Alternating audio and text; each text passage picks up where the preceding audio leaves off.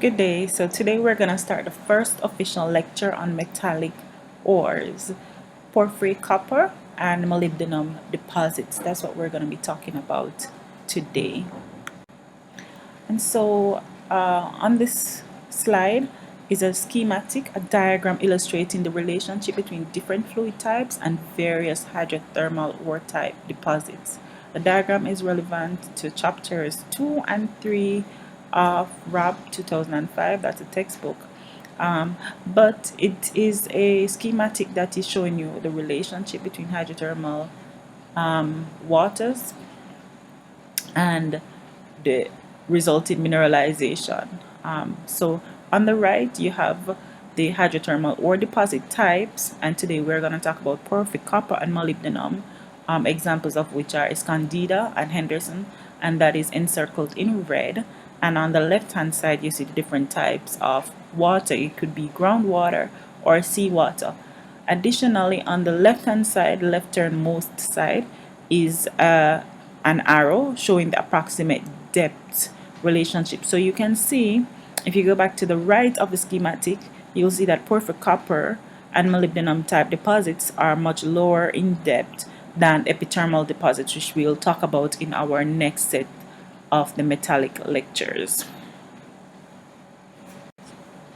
Okay, so when we think about metallic minerals, we want to think about the genesis, how they form, and based on the image a while ago, the implications of that, they are clearly of magmatic hydrothermal origin, in which large volumes of highly saline aqueous fluids, so brines containing the metals chlorine and fluorine, move upwards and outwards from a sort of magmatic center and concentrate the metals in a particular area, which is where the ore would be formed.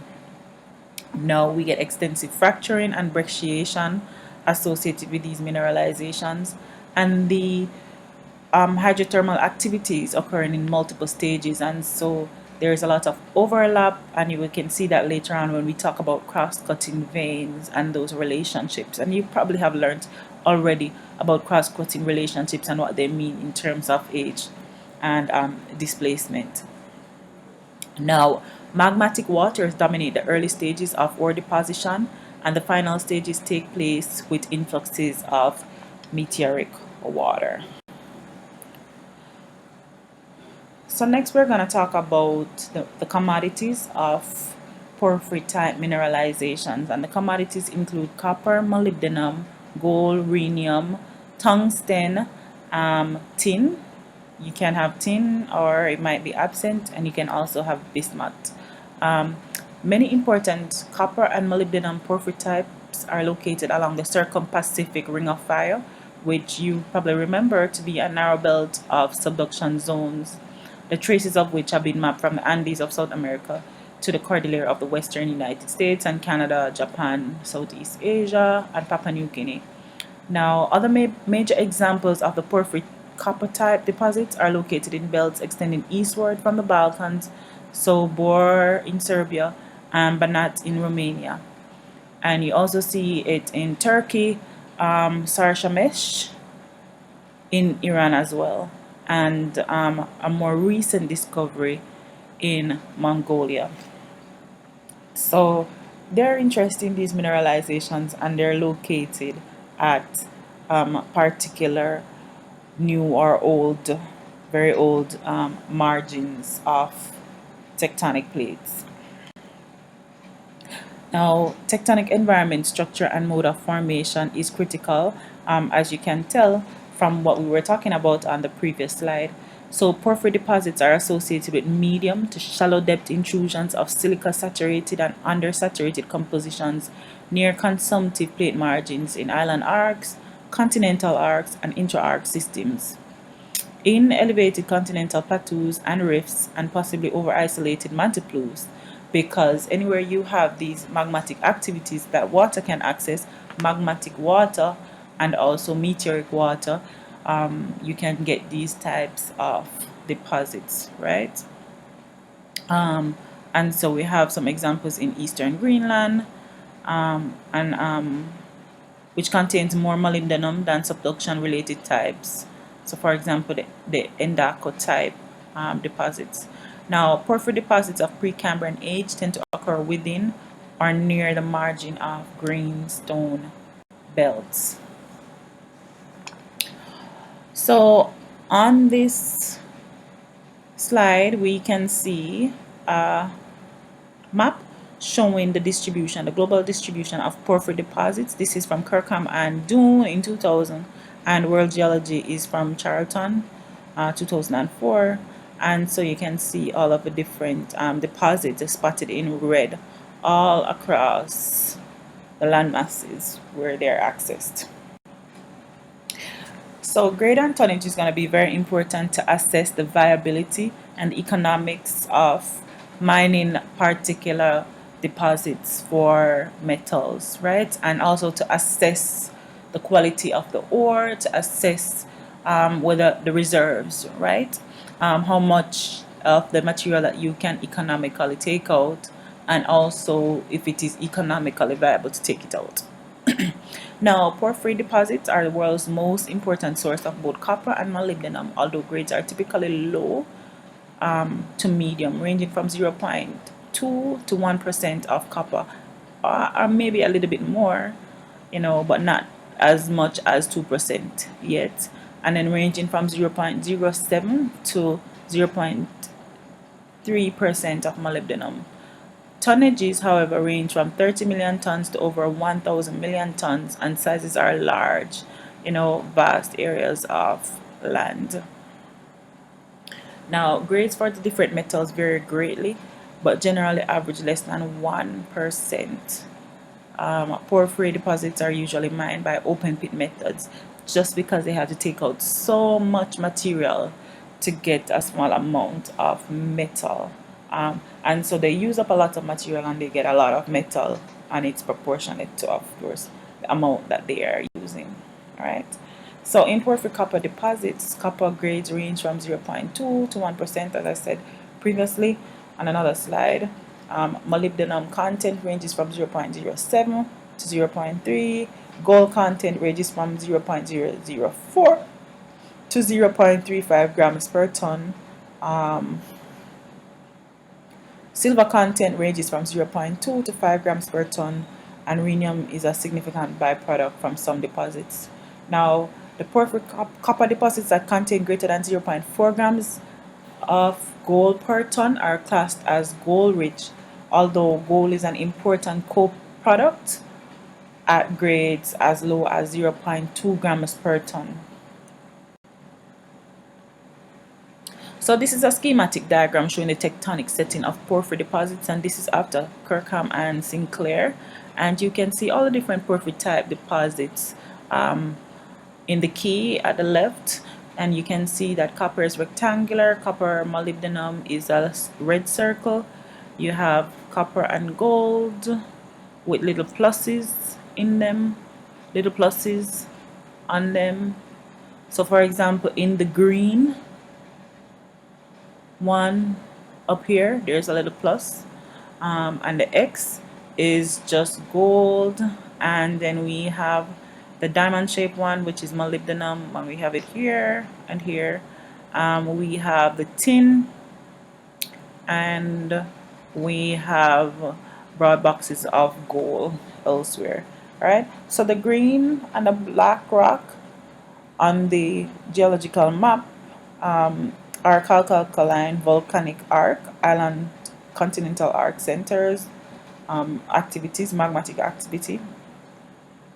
The pink is a continental crust and the blue is oceanic crust. And we also have different distinctions of the type of magmas, right? So this is basalt rhyolite volcanism, and felsic volcanism is yellow. So you can see distinct differences there. So this is another perspective of the same compressional collision setting, where you have the downgoing oceanic slab, which has metals in it, and then the overriding plate, and this one is the Andean type ocean continent collision, right? And so you have the formation of these porphyries, within the continent, intrusions of magmatic activity, some of which might come out as volcanic eruptions, but a lot of it staying in the magmatic center and in the country rock, right? And this is where we get our porphyry copper, molybdenum, epithermal gold, and we also get skarn deposits, some of which we'll talk about as we proceed through the lecture. But for today, again, we're talking about porphyry copper and molybdenum, all right? If it's island arc and intra-arc basins, on the schematic below, you can see this illustration showing active inter-arc spreading centers where you get a different set of deposits as well. And in the island arc system, you get the porphyry copper and gold, right?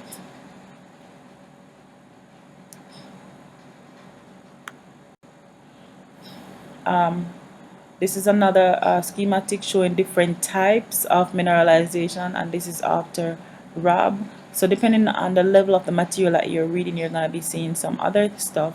And this one is showing I-type magmas that are oxidized, making relations with different type of magmas, and also the different levels away from the subducting ocean crust and the different activities with depths that are occurring. All right.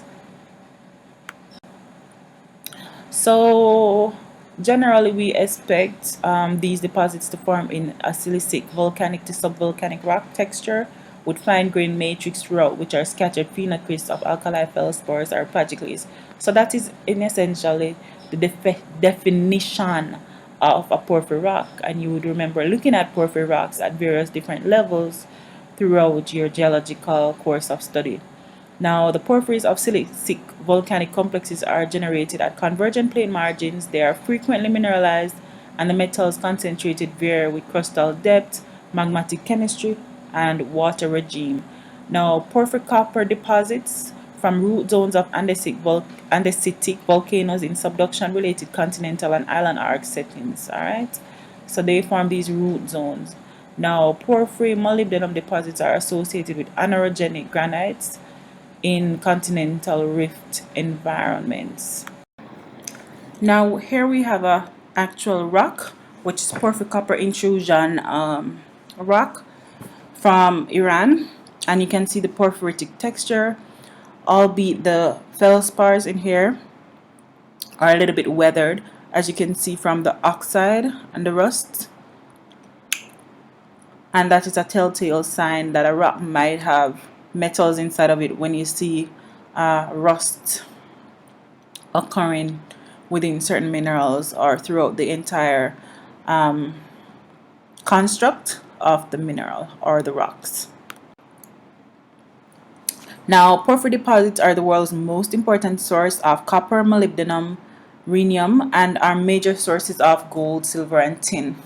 Now, they account for about 50 to 60% of the world's copper production, and the byproduct metals of significance include rhenium, tungsten, indium, tin, and bismuth. Now, porphyry deposits are large, typically containing hundreds of millions of tons of ore, and they range in size from tens of millions to billions of tons. Now, the zones of primary hydrothermal alteration developed around porphyry intrusions, effectively enlarging them as exploration target areas. If cover vegetation or superficial deposit is there, then mapping won't be able to identify it that easily, and so the common approach now is to use remote sensing technology, multispectral imagery perhaps, and also if a cover is dense,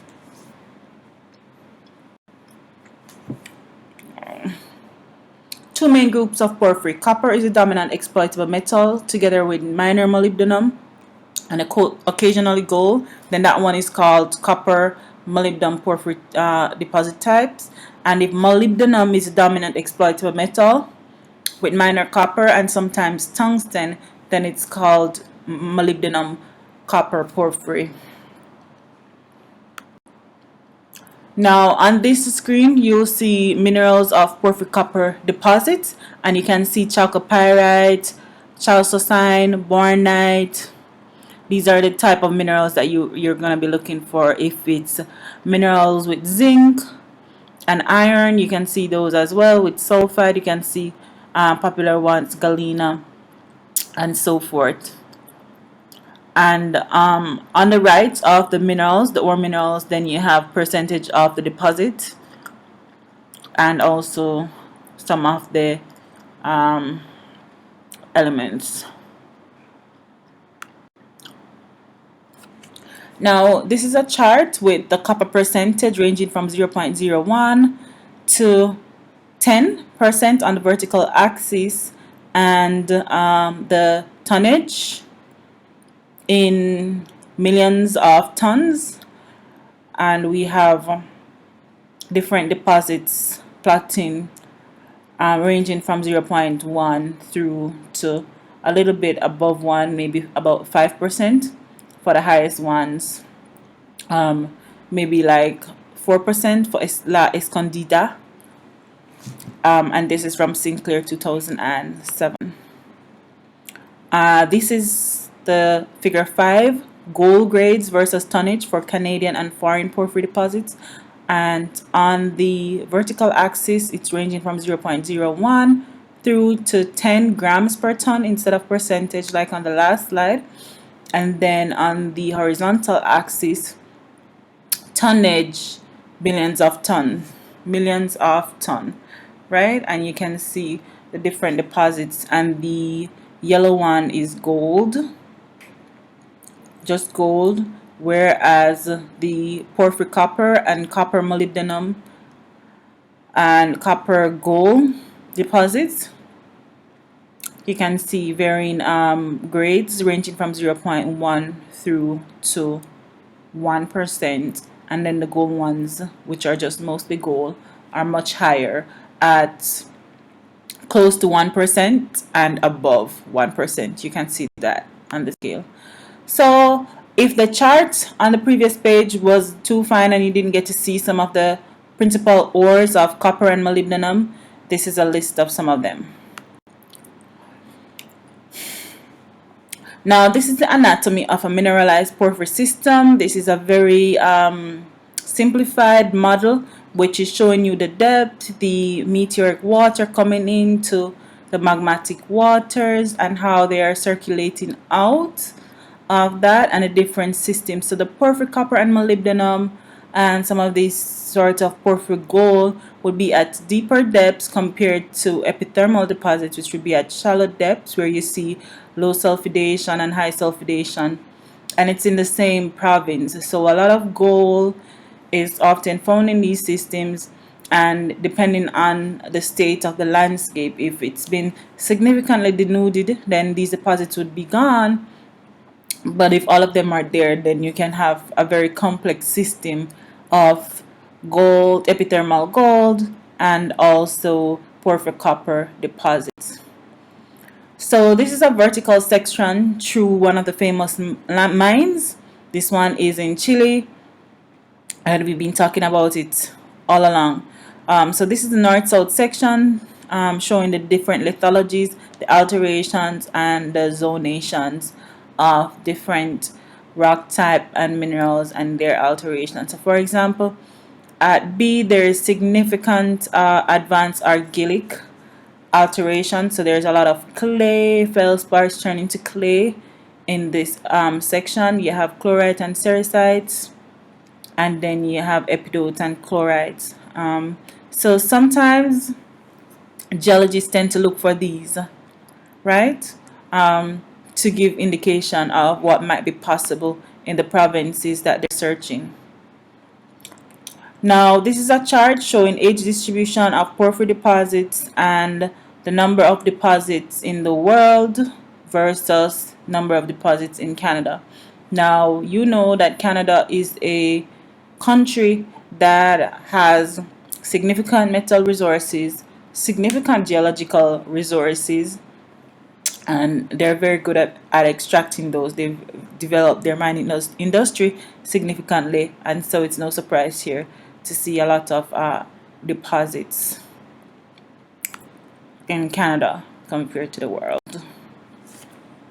For the sulfides and the porphyry copper, the sulfur isotope ratios will fall between -5 to +4, and if it's a sulfide, and if it is sulfates, then it would be further on. So stable isotope values help us to identify signatures and to help us to understand the systems that the metals or the rocks have gone through. And so it's a very diagnostic and useful test to apply. So this is a terrain of molybdenum porphyry deposits, and this one is in Greenland. And this is up close of the same, and you can see on the left hand side the metalliferous looking deposits. This is another section here of the similar deposits. And then we are going to look at another example. This one is in Iran. And now Iran Sarcheshmeh has had open pit operations since 1970s. Their estimated total reserves are greater than 1 billion ton. The grade is very good compared to typical grades for these types of deposits, and it's ranging from 0.7 to 1.12% weight of copper. Per year, they produce 670,000 tons of copper concentrate, and per year, they produce 210,000 tons of refined copper metal, and then 14,000 tons of Electra 1 copper metal as cathode plates. Each cathode plate weighs 125 kilograms. And then in addition to this, they produce 500 kilograms of gold metal, and that's per year, and some molybdenum. So as I was saying in classes, these gold is significant at 1,000 odd, 1,400, 1,500 grams.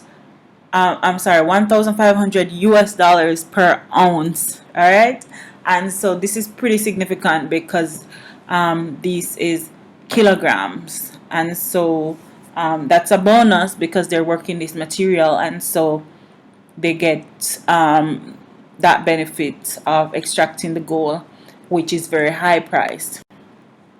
So this slide again is showing you the operations of the mine in Iran, and to give you some context of what the size of the mine would look like, and you can see quite a bit of large equipment there, and each of these levels of the mine or benches of the mine, you can consider them to be multi-story if you just look at the scale of the crane here and also the length of the ramp going up. These are multi-story, and you can see the equipment are very tiny, and there are multiple levels of benches, so they've removed a significant amount of material, millions and millions of tons of materials, or even billions and billions of tons of material already, just to extract these percentages, very small percentages of metal.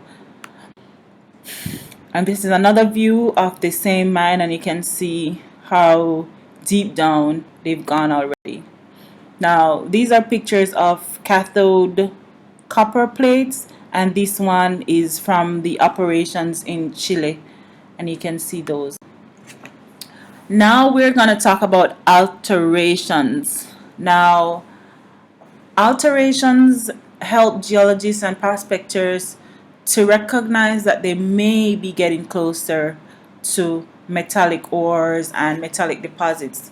Now all of this is because of all of the hydrothermal activity that occurred in the rocks as a result of these magmatic and meteoric waters that are activated to carry the metals. Now the hydrothermal alteration halos around porphyry mineralizations tend to be very extensive, and they also show zoning both on a deposit scale and around individual veins and fractures. Now in many porphyry deposits, alteration zones at the deposit scale consists of an inner potassic zone containing biotite and or K feldspars, and sometimes amphibole and magnetite and anhydrite, and the outer zone of propylitic alteration that will contain quartz, chlorites, epidote, calcite, and sometimes albite associated with pyrite. Now, there are also zones of philic alteration which consist of quartz and cerussite and pyrite, and then there is an argillic alteration zone which consists of quartz and illites and pyrites, and sometimes kaolinite and smectite or monorylonite or calcite. Now, the alterations themselves, they can be irregular or tabular younger zones, and they also can be superimposed on older alterations. So even though we sketch these schematic zones and they look distinct and separate, sometimes they might overlap just because of the length of time that the same processes are occurring and the scale of the different processes, individual operations, right? Now, the spatial and temporal relationship between different types of alteration can be shown schematically, and economic sulfide zones are mostly closely associated with potassic alterations. All right. So this is a schematic showing the same thing. I'm not so fond of this one, but I wanted to show you what's in the book. The depth, this is a relationship between depth and age, and as I say, I'm not so fond of this one. But this one is a tried and true zonation that has been discussed, and you can see all of the different abbreviations for the different minerals associated in each zone. Now, we see our ore minerals, our gold and our silver and our pyrite and our chalcopyrites, and the different percentages of them according to the illustration, right? So the schematic cross-section of hydrothermal alterations are shown here in the cylindrical shape dome, where you have propylitic, cerussitic, and advanced argillic and potassic alterations on the A side with the blue and with the major blues, and then B, you have a schematic cross sections of the ores associated with each alteration type. All right. And so you can see the ore in the center being gray, and then all of the different ores that you can find across the system.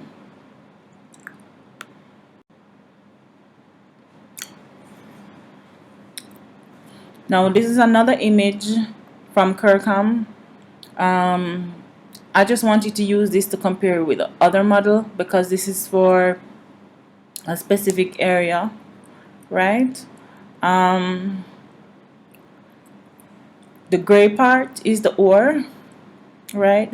The white stuff is unaltered, or light gray is unaltered, and the darker grays is where you would find metallic enrichment. Also, the purple and the blue in the carbonates, those could be skarn type deposits of metals, and the red is the potassic zone, and the orange, these would be quartz cerussite zone, and then the green is the advanced argillic, right? And the yellow would be a type of marble.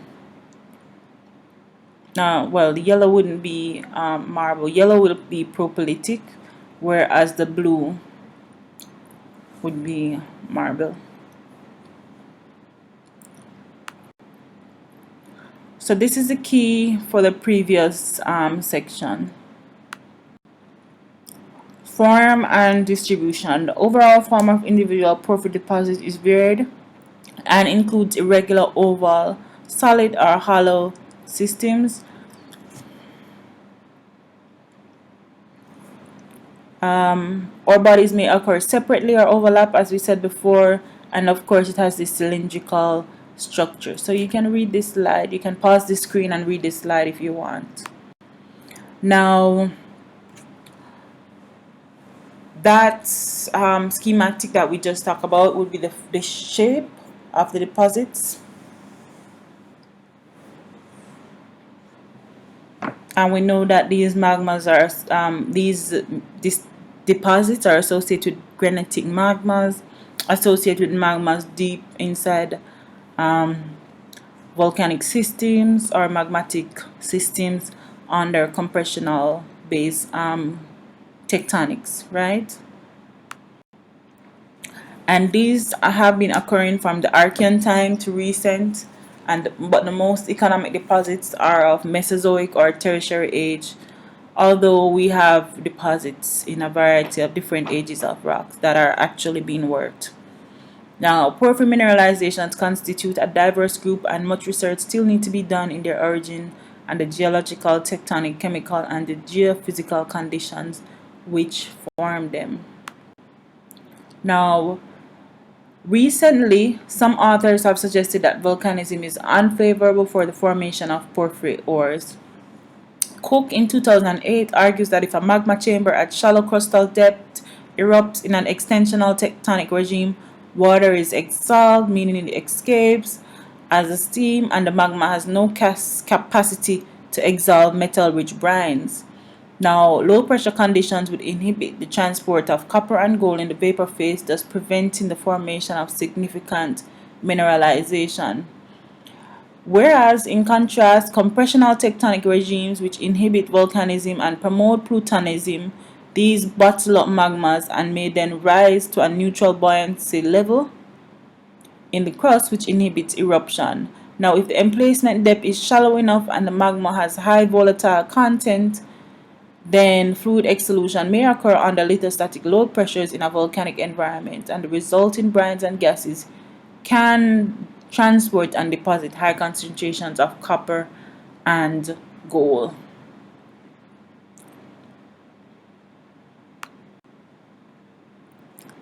Now, these images will show you some of the stock works of all the fluids being transported throughout the rock, which actually concentrates the metals. So the metals you will find most of the time will be in all of these multiple veins cutting across the rock. So here we see even more veins of cross-cutting and offsetting relationship, showing that this thing is not occurring in one stage but multiple different stages. And these veins are carrying molybdenite metals in them veins and veinlets, right? And you can see this on an outcrop level, and you can see very nice shiny metal here. And also, if the rock is weathered and it has copper in it, you will get that characteristic green weathering of copper, and that's also very diagnostic in the field. Now, for the rest of these metallic lectures, I want you to consider these things, whether or not I present them in my lectures or in the classes. When you're going over your material, I want you to think of the commodities. Commodities mean the stuff that is being sold from these ores. So whether it is copper or gold or silver or magnetite or whatever it is, whatever is the thing that is of economic value. I also need you to have one or two examples of mines that are extracting these, and I also want you to consider and to be able to make inferences about the tectonic environment or the expected tectonic environment, the structure also, and the mode of formation. We're looking also for the grade and tonnage of the different types of deposits and the host rocks and the typical alterations that you would see. Some of these can be very diagnostic, and so we want you to take them into consideration. We want to know the age range and also the genesis, meaning how they start, how they form, and if you will, some references. So that's going to be it for this lecture, and then the next one we're going to pick up on epithermal deposits.